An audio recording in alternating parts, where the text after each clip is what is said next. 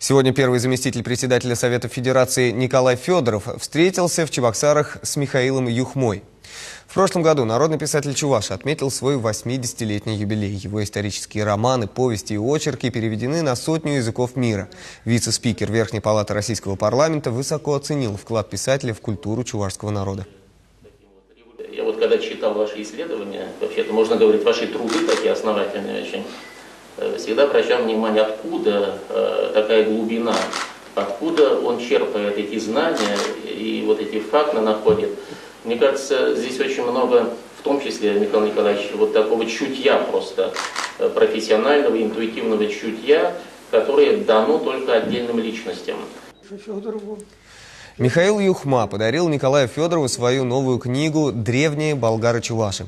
Писатель называет ее трудом всей жизни. При работе над произведением помогли исторические исследования ученых из Венгрии, Болгарии, Германии и Казахстана. А желание написать книгу об истории чувашского народа возникло еще в школьные годы.